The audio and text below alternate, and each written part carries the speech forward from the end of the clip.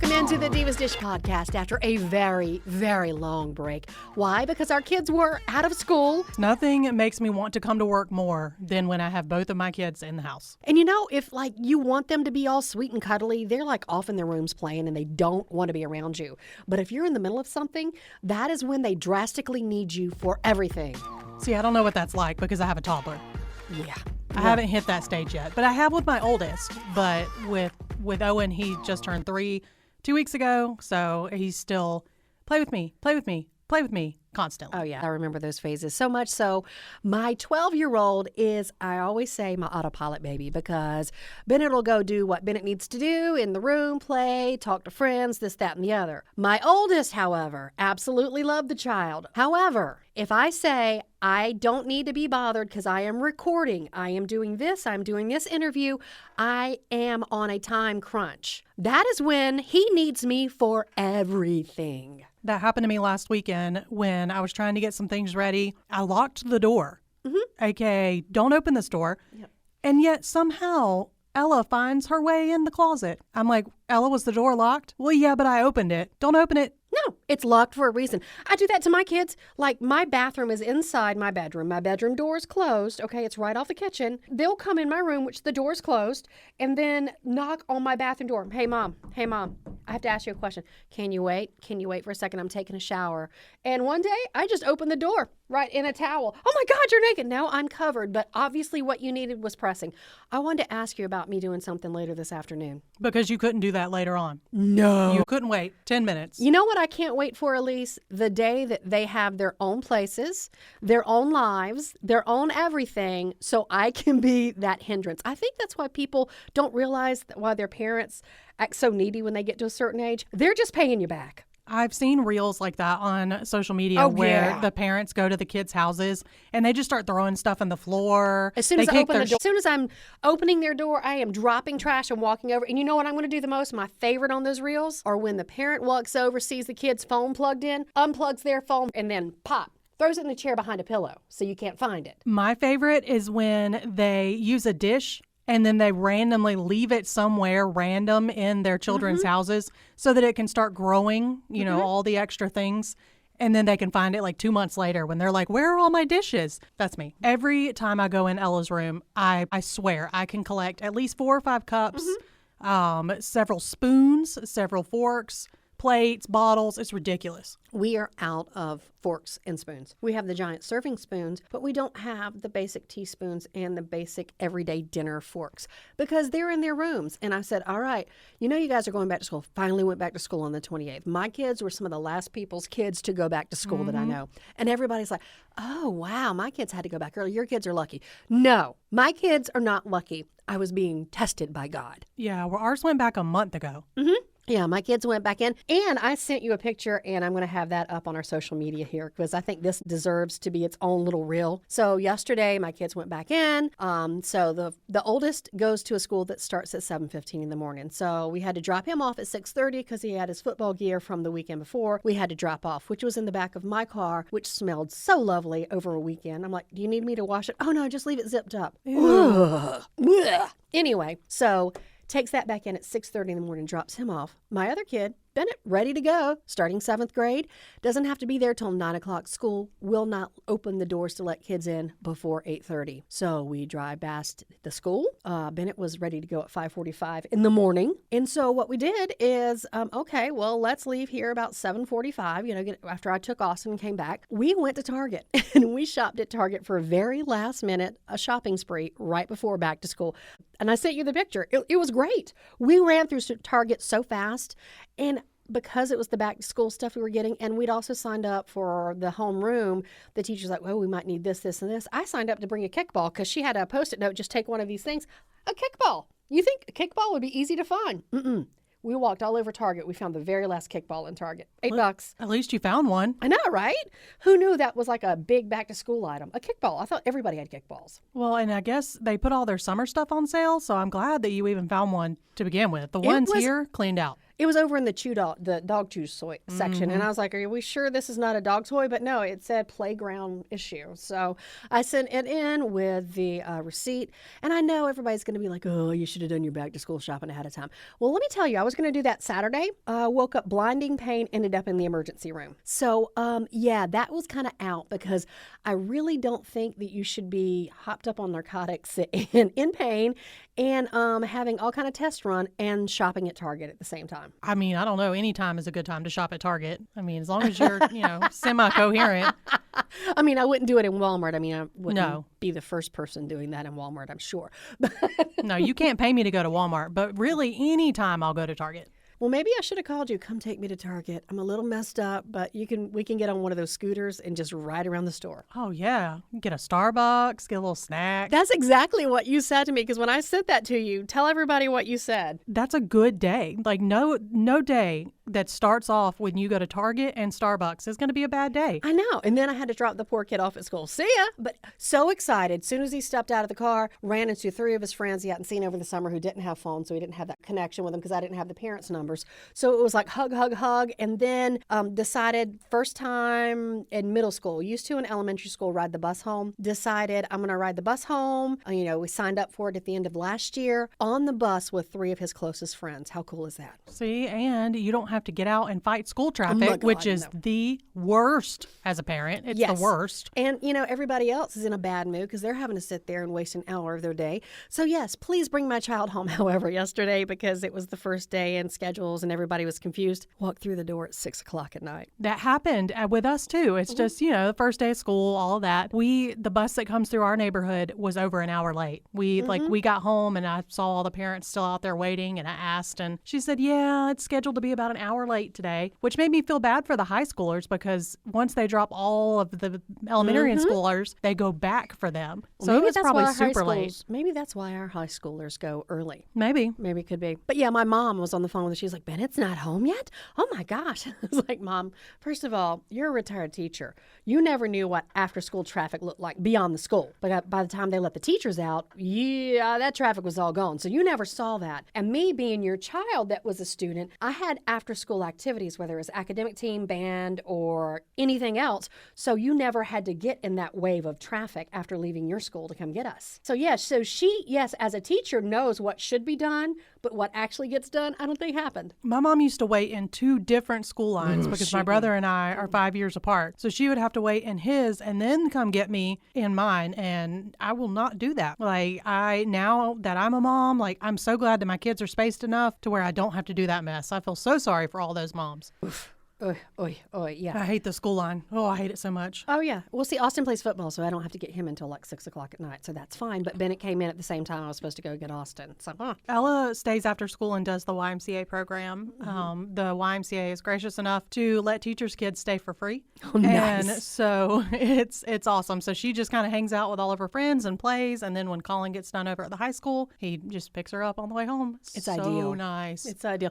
And we've got to rush through this podcast because you've got to go get Owen, who is in 3K, the baby that you had during COVID that no one wanted to even comment on all the video calls for work and stuff like that Elyse looks different. Whose baby is that? So he's 3. That's hard to believe. He did. He just turned 3 last week. He had his first day of 3K, and then his second day was his birthday. Oh, so he got to celebrate with his little friends, and he didn't get to do that last year because normally school doesn't start that early. And so he got to celebrate, have a little class party, and it was precious. I got to take in some snacks. Oh, that's the best. See, my kids are at the age you can't do that. They'd look at you like you're weird if you brought them in. Because one of Austin's friends, Austin's got this friend named Messiah that's on the football team with him. Yes, the kid's name is Messiah. That's a lot of pressure to put on a kid. Mm-hmm. So I picked up Austin yesterday, and I saw him sitting there on the bench, and I said, Austin, is that Messiah? Does he need a ride? Oh, no, his mom's coming. But, tomorrow's his birthday. He turned 16, and he's wanting everybody to bring him a cake. I said, wow. I'm guessing if your name is Messiah. You can demand everybody bring you a birthday cake. I mean, I don't know that I would demand every person to bring me a birthday cake, but I would be like, hey, if you bring a cupcake and you bring a cupcake, then It'll be a party. Yeah. But I love the kid's name. I mean, everybody has a story of why we named him this, that, and the other. And here's this kid who's a 16-year-old kid who's right in line, friend of my son's and all this other stuff. And Messiah, that's a heavy name to put on a kid. Mm-hmm. I love it, though. I love it, though. And he wears it well because he's like everybody's best buddy. Like, just the cool kind of dude. He's a bro. No, we don't say bro anymore. He's a bruh. Oh, yeah, no, there's no O anymore. It's bruh. He's a bruh. One of my favorite things about watching football is when they come on and they introduce themselves, kind of in like where they went to school, and it's always like the most ridiculous names. There are some ridiculous names this year in college football. I cannot wait to hear these people talk about their names. There's one at Alabama. Go for it. Yeah, his name is Kool-Aid McKintry. Yes, his name is Kool-Aid. I'm so excited to see him. My favorite, though, is I think it's Oklahoma. Their quarterback. His name is General Booty. General Booty. Yes, and he looks like I wonder how he got started. I Yeah. wonder if he was a booty call. If I could show you a picture of this guy, you would be like, "Oh, well, that's a fitting name." Oh, really? He looks like a frat boy, like very preppy and like General Booty. Yeah, his name is General Booty. Well, the XFL or whatever, a couple of years ago when the NFL was on strike, they had the other team, the other league come in, and they got to pick their own names. And like, was it Chad Ochocinco? And then there was also He Hate Me. I mean, that was the names on the back of their jerseys. Because I remember I played basketball. My number was 13 when I played basketball. And they let us put our nicknames on the back of their jerseys one year. Popcorn. Yours said Popcorn? My nickname in middle school was Popcorn because I've explained to my kids something that happens in middle school sticks with you until you go to high school and do something either dumber or cooler. Because in middle school, I was at the movies with some friends of mine. We got into a popcorn fight and half the bucket of popcorn got dumped down my bra. So by that Monday, I was known around the middle school as Popcorn. Wow, you just embraced it. You put that on your jersey I put yourself. it on my basketball jersey because everyone's like popcorn, popcorn, popcorn. So yeah, Mine always just said Elsie. Like I did Powder Puff, and so that's what they would put on there. But yeah, no, I wouldn't have put Popcorn on mine. well, after a while, so many people calling you that, but I never embraced when people sang the Steve Perry song to me. Can't do it. No, our station manager literally walked by our office earlier singing Elyse Navidad. And I was like, yeah, actually, that's what I'm working on right now. It blew just right over me. Yeah. Like, did not even. Because if you show them, it bothers you. Yep. It gets to you. Yeah, because like I heard Sherry Baby, Oh Sherry, my whole life, all those songs. And I'm like, it's the Stevie Wonder song. There is a song about that. Then I find out that there was a 50s or 60s song that was Oh Denise, Shooby-Doo, I'm in love with you. That's my middle name. Were my parents high on the way to the hospital when they were having me? Because they thought I was a boy. They had to pick out a girl name. Yeah, they thought I was a boy too. And I guess I can thank Family Ties for being on the television at that time. I bet we've been together for a million years. I could have had a really ridiculous name because in 1989, there's all kinds of random junk on TV. So, I guess at least Family Ties was on and I ended up with this one. You could look how you turn that around like a pro. Okay. We're also going to talk one thing before you get out of here. Okay. So Very quickly. One thing that you need to be watching on Netflix, because I asked Elyse, are you watching Jury Duty on Netflix? It is a docudrama kind of made like The Office because it is by people of The Office. Everybody's in on the joke except for this one guy, but you cannot turn away from the series. I binged it in the whole weekend. And see, my husband's brother said the same thing. He said, you guys have to watch this show. It's called Jury Duty. He knows I like James Marsden, so he said to watch it. So eventually we will definitely make the trek over and watch that on Netflix. Because someone doesn't have Netflix in this room, and it's not me. Because Netflix, it got weird and decided they wouldn't let anybody password share after they pushed so hard for people to do that. Now they decided they wouldn't let it happen. So we got dropped from my sister-in-law's account. How about I put you on my account? Let's see what happens there. Well, they'll be like, this is not your IP address. Yeah, they're real smart. But apparently Disney Plus and Hulu are also looking at doing it as well. So. Yep. I talked about that on the air. Be mindful of that. But here's the thing. My kids, they have on their TVs at home, they have the ones for home, but like their tablets and phones and stuff like that, or laptops, they have the passwords for their stuff at their dad's house. So are they going to be like, all right, well, you're at a different IP address here. You can't have it? I have no idea. I have noticed that it hasn't done anything on my phone or the iPad, so maybe they're not as harsh on those types of services. Well, I will give it to you for the iPad. Well, if you're watching on the iPad, you can screen share it to your TV. Yeah, that's what we do downstairs, and so whenever I want to watch it in the bed, I just watch it on the iPad. That's how I watched the Happiness for Beginners, the new movie that's up. I have Is the it good? review. I have. Yeah, you have the review. I have the review up on well, on maybe our I website. Maybe I should look at the website sometime. I do. I have a movie review for that one. It's on our website, magic1063.com. Sweet. Actually, I saw that, and I was gonna. There was something else I watched that I'm like, I'm going to review this. No, I'm not. This last season of Sweet Magnolias, wasn't so happy with. I'm not finished yet, so we can't talk about it. We can't talk about I'm that. only on episode 2. But things that we have binged and are completely through and waiting to find the next binge. Okay, Elyse, you're going to have to binge Jury Duty once you get to it. Okay, Yeah. Finish Sweet Magnolias. We'll talk about that. We both just finished up, and just like that, we gave the second season a try, and it was so worth it. Yep. Because like the first season, we were both like, yeah, I can't. And then, of course, I snuck in there first episode. I'm like, I like it.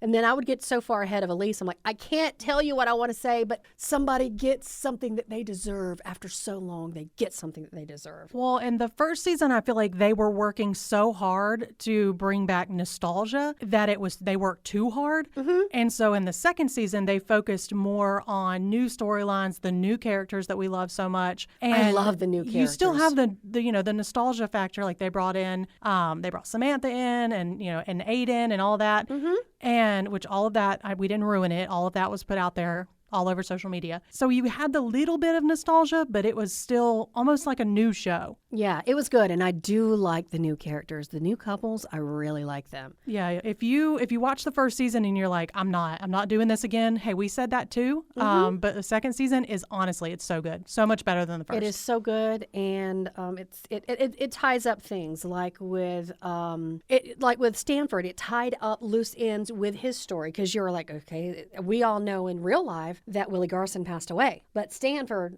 was still out there. And so were they going to bring somebody back in, or they were going to have like some, I don't know, AI thing with him and Anthony? But it was nicely the way they summed that up. Yeah, it was really, really good. We enjoyed it, and luckily we enjoyed it, and it is renewed for a third season, so there'll be more. I'm excited about that. And Carrie, I will say, she finally said goodbye to something. Yeah, it was time. It was time. It was a little bit, Carrie needs to be done from that. It was just all in all, it was great. And so, yeah, if you need something to binge watch and you watch the first season and you were like, give it a shot. And there's something else that we're going to touch on the next podcast. When I was having my hair done, I was keeping you up to date because we were heading out afterwards to the Whiskeys for Whiskers event. Kat, that does my hair, does a fantastic job. And I always get interesting tips when I'm in the salon between she and the girls that are there. They have their own book club that they're into reading Monster Smut. I had no idea that was a genre, but I knew I was going to pass it on to you because you were the one that said, oh, the fan fiction for like some out there fan fiction. Elyse is on it. I read Yellowstone fan fiction, okay? That's my guilty pleasure. I love it. Don't even. It's so good. Some of it is quality writing. I know, but like when you were in the car with me and the kids coming back from the Billy Joel concert last year, you pointed out, oh, there's fan fiction for this, and it got wild. It was Blue's Clues. Blue's Clues, and then there was some sexual undertones to Blue's Clues. Yeah, it was weird, but that's not what I read. I don't read that. I know, but you're like, oh, look at this. I'm like, my kids are in the back seat, Elyse. Hello. You're like, oh, I forgot. You're your kids. They probably heard worse. Mm-hmm. Anyway, but yeah, so Monster Smut. Who knew that was a whole genre of writing? And they have a book club for it. So I think we need to sit in on one of those book clubs one time just to see what it's all about. Yeah, I'm intrigued. I'll do it. I'm intrigued, yeah. So we'll be doing that on an upcoming episode of the Divas Dish podcast. Why not? That sounds fun.